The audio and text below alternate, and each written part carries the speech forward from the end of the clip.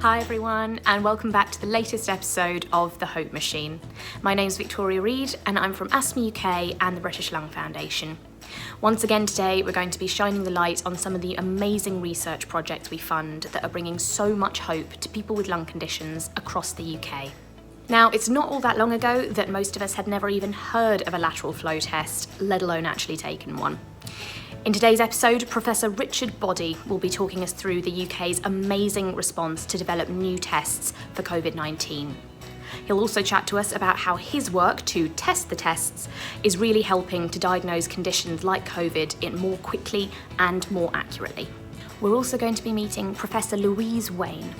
She's a geneticist looking at how the tiny differences in our DNA sequences can affect the likelihood of people developing lung conditions like COPD and pulmonary fibrosis.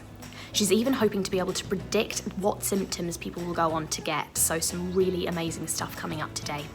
As well as getting to know our researchers a little better, they'll also be taking on our 60-second challenge.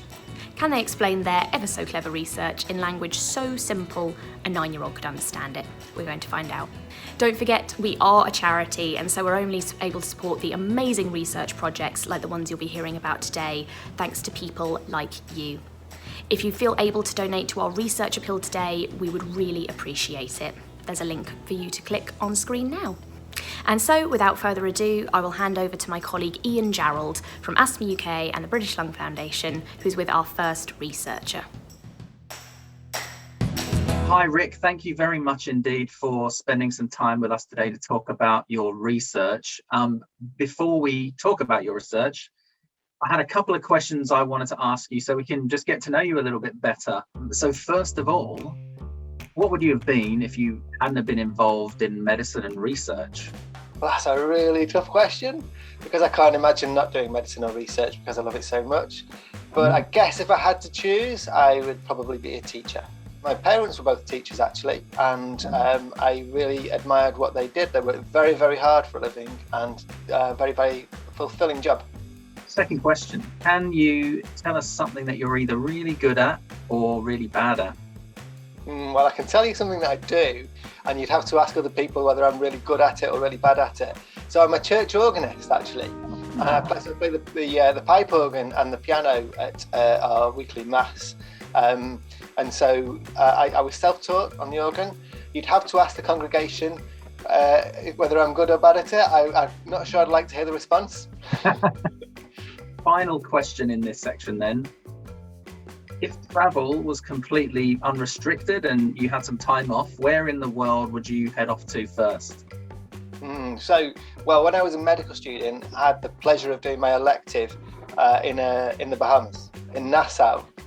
Wow. It was obviously very tough, but if I could choose one place to go back to, it would be Nassau and the Bahamas. Absolutely lovely, gin clear waters, perfect white sands. That'd be where you would find me, on the beach in the Bahamas.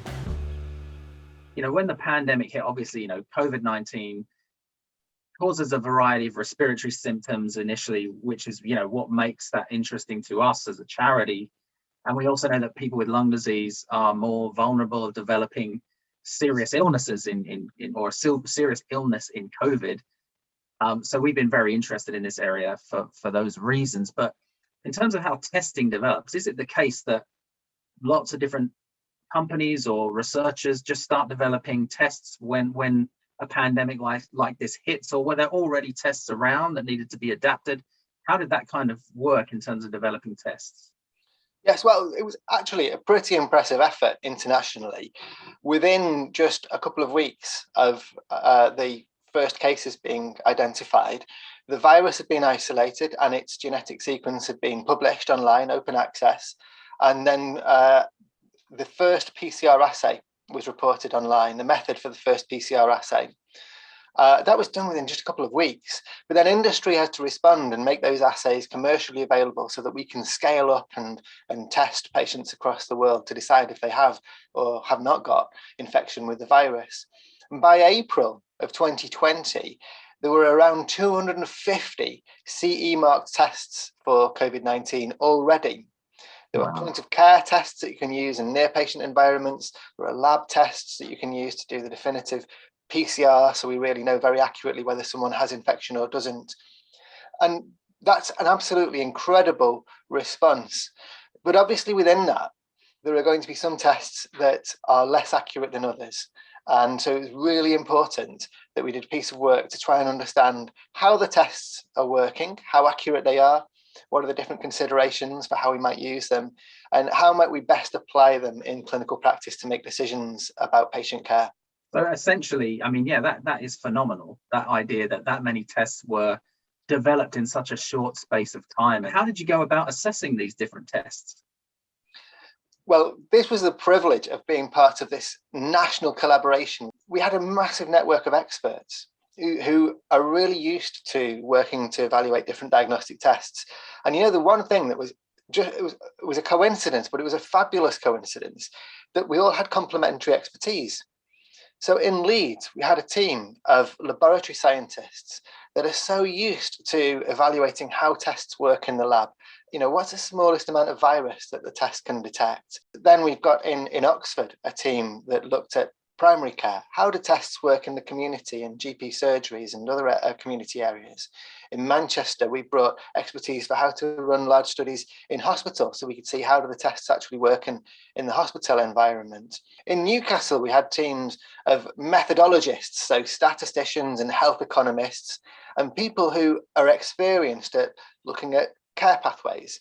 In London, we have the team at Imperial that are really good at looking at usability of tests. And then lastly, I said one more, we've got the team in Nottingham that we brought in, and really importantly, they allowed us to tap into the care home network and see how the tests work specifically within the care home environment. Amazing. So, for example, when I send off for my lateral flow tests that I do at home, because I've got a son who goes to school, and we want to check that our household, isn't infected. Is it the case that the work you've done has helped select what test I get sent? Yes, it did. So in fact, that wasn't originally part of our proposal because nobody foresaw that we'd all be doing self-testing for a pandemic virus as we were. But in August of 2020, the government launched the Moonshot programme, and we were really privileged to be to play an important role in the Moonshot programme. And our role was to help to recruit participants who we knew had COVID-19. And they tested positive in the community. And we called them back to testing centres. We asked them if they would provide us with an extra swab, and we would run the lateral flow tests essentially at testing centres. It was set up in record time. I mean, it would usually take 6 months to set up a study like that. We did it in days. And within a little bit more than a month, we'd recruited over 800 participants who had kindly come back to give us these swabs. Incredible effort from the population. And that allowed us to evaluate 4 different tests that were satisfactorily sensitive. They met the criteria for us to use them in practice. So there's a good chance that if you order that lateral flow test for self-testing for you and your family, that we looked at that in the Condor programme. This is really life-saving work. I can totally see how getting accurate and quick results in the relevant settings can save people's lives and will have saved people's lives, which is incredible. Just thinking a little bit, beyond this pandemic, clearly we know that viral infections can cause worsening of symptoms in existing lung diseases like asthma and like COPD, for example. What would you say to anyone watching or listening to this interview who might be wondering what the benefits might be in future for people with lung conditions for this kind of work? Is this going to enhance our ability to test and diagnose for future viral infections, future pandemics? Yeah, well, I hope so. I mean, there are some really important things that we need to learn from our response to this pandemic. Who would have known that, we'd have been doing lateral flow tests at home or twice a week in the NHS to go into work and keep people safe. But respiratory viruses are going to be here forever. And now the shift for this winter is to looking at other viruses as well. So what about influenza? What about RSV, another common virus that causes important infections for people, particularly with lung disease, or for children. It can cause a lot of problems in hospital admissions. It's going to be possible going forward to test for all of those viruses with one single test. So a focus for this winter is actually to start looking at how accurate are those, we call them multiplex tests, that are looking at multiple viruses. Amazing. I mean, I definitely speak for everyone who I work with at Asthma UK and the British Lung Foundation, and also all of our supporters, who we're all very, very proud to have played a part in supporting this work and seeing that it's having a really positive, beneficial effect in how we've tackled this pandemic, and, you know, trying to make sure that we've been able to care for people as best as we could under really, really difficult circumstances.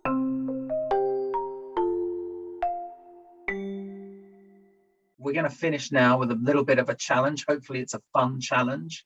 And I'm going to ask you if you can explain the Condor project and this research study in about 60 seconds or less, and explain it so simply that a child of 9 could understand it. So one of the most important things about controlling levels of infection with COVID-19 is testing, knowing whether someone has COVID-19 quickly. So our job in the Condor programme was to work out if rapid tests for COVID-19, tests that can give us a result within minutes or hours, could actually be used to guide patient care. So what we looked at is whether the tests work in a lab. Can we detect really tiny amounts of the virus, for example? Do they work in hospitals and GP surgeries and care homes? When the clinical staff actually use them, are they still accurate? Are they usable? Can people actually get to the grips with how to use the tests, or are there problems with that? And then lastly, how can the tests improve the decisions that we make about patient care? So what are we doing right now? And what if we had a new test? How would patient care be improved because we've got a rapid test for COVID-19? Well, thanks again, Rick. It's been really great talking to you about this amazing work. Best of luck with your future work, and I'm really looking forward to seeing what further impacts it makes. So yeah, thanks again and good luck. Thanks very much. Much appreciated. Much appreciate your support. Big thanks to Ian and of course to Rick. Such an impressive response from the scientific community, and it sounds like real potential to diagnose lung conditions much more quickly in the future. Did you know that The Hope Machine is now a podcast? It's true, you can listen to us wherever you like, whether that's walking the dog, driving to work, or just relaxing at home. Just look for The Hope Machine on Apple Podcasts, Google Podcasts, SoundCloud, or Spotify. And now, before we head over to our next researcher, here's Cheryl from Asthma UK and the British Lung Foundation with something I bet you didn't know. Bet you didn't know that we're helping to develop new treatments for the killer asbestos-related cancer, mesothelioma. Mesothelioma is a rare and aggressive type of cancer, usually caused by exposure to asbestos dust. For a long time, there was no change in the type of treatment offered to people with mesothelioma. This chemotherapy treatment is really toxic and wasn't shown to be particularly effective. New treatment options are desperately needed. Back in the early 2000s, we struggled to spend donations we'd been given on mesothelioma research. Researchers just didn't seem engaged in this field. So we've worked hard to build up interest in the research community and award funding that has allowed researchers to push forward for progress and give better outcomes for people affected by mesothelioma. To do this, we've worked with organisations interested in funding mesothelioma research, like the insurance industry and other charities. We've also had gifts from generous individuals, some small and some large, but every penny counts. Now there are many researchers interested in mesothelioma, some working in the laboratory and some working directly with patients. The research community are working together to understand mesothelioma better, to develop new ways to diagnose it and new treatments. People with mesothelioma now have real hope to live longer and live better, and that's something we can be really proud of. Well, hi Louise, thanks very much for joining us today to talk about your research. before we do that, I just had a few questions I wanted to ask you so we can get to know you a little bit better. First of all, what would you have been if you hadn't been involved in medicine and research? I think it would have been something to do with horses, because I love horses and I have horses now. So I'm kind of doing that at the same time as I'm doing research, I'm very lucky. Yeah, that's great. You get to the best of both worlds, it seems.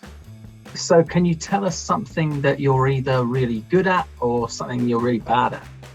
Oh, there's probably lots of answers to what I'm really bad at. So we're redecorating at the moment, and actually I'm better at painting walls than I thought I was going to be. My husband thinks I do a good job. I didn't think I was going to. So yeah, I'm not bad at painting, but I'm not offering myself out for that, by the way. And lastly, if travel was completely unrestricted and you had some time off, where in the world would you like to head off to first? So I really love the jungle. I've been to the jungle in Peru and in Mexico, so I think I'd probably want to go back to sort of Central or South America. Sounds great. Hopefully it won't be too long until we can do that kind of stuff again.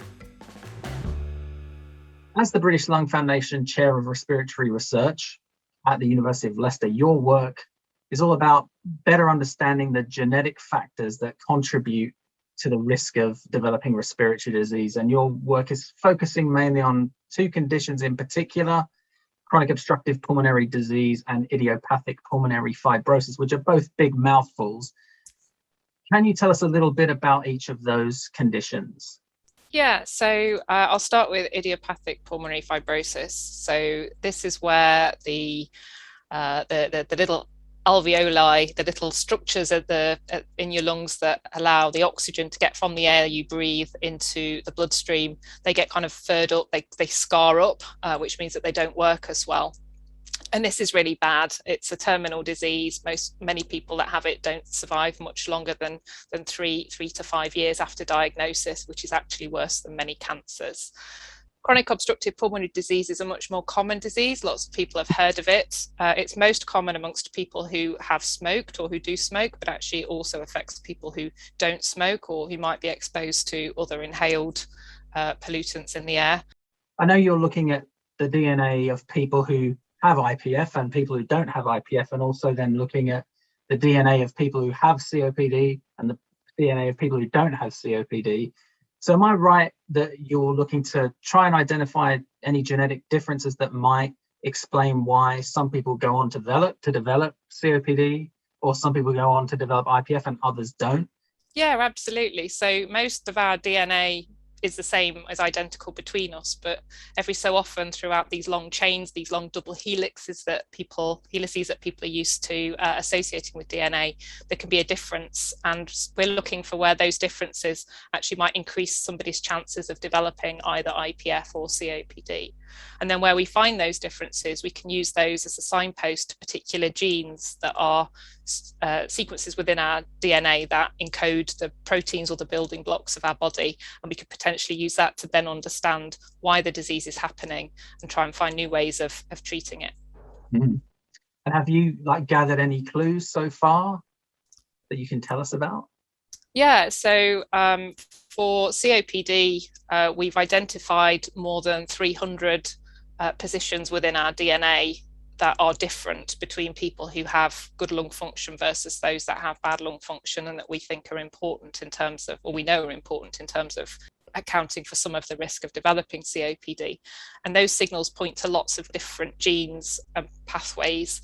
And with collaborators, we're in the process of going through those genes and trying to identify which ones can tell us something useful about the disease, why we're seeing those associations with the disease, and then how we can use that knowledge.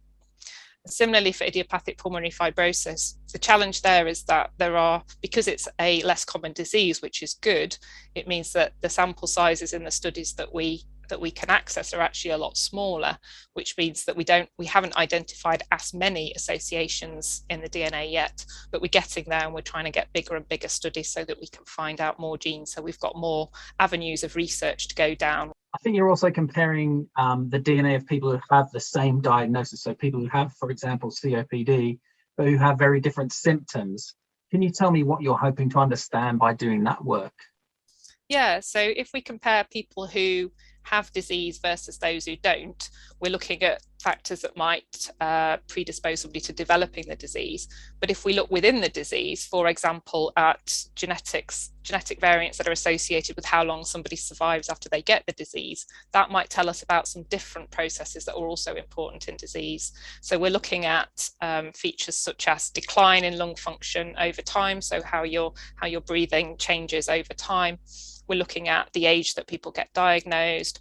We're looking at how long they survive after diagnosis, and also the number of times that they perhaps go into hospital if they have a flare-up of their disease that makes them sort of very, very poorly.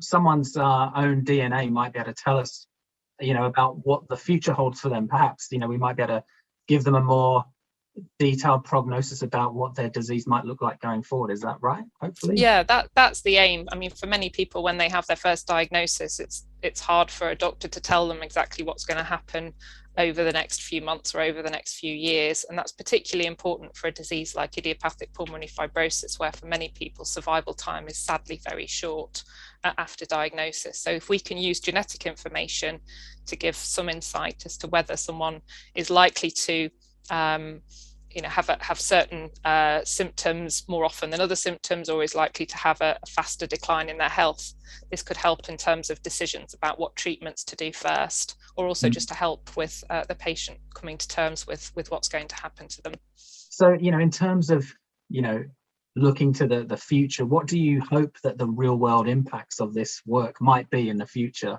and how it might change diagnosis or treatment or prognosis for patients who are diagnosed with COPD and IPF?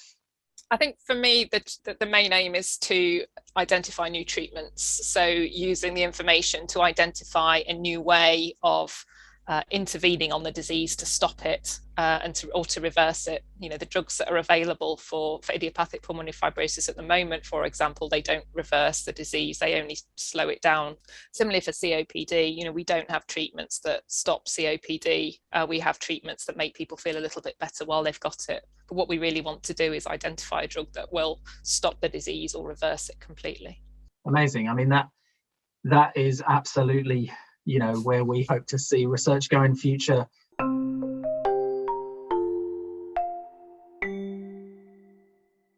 So I know from my friends' children that a lot of children do coding at school, so they understand a little bit about computer coding. And actually DNA, it's a lot like computer code in that it encodes all of the things that make us human. So what I do is I look for the errors in that code, in the DNA, which is our computer code, and try and identify where it's gone wrong and why it's causing some people to develop certain diseases. And then if we can figure that out, we can use that information to understand which people are likely to get disease, and then hopefully find new ways of treating it. Well, thanks so much for spending some time with us today, Louise. It's been really great talking to you and really great to hear about your amazing research.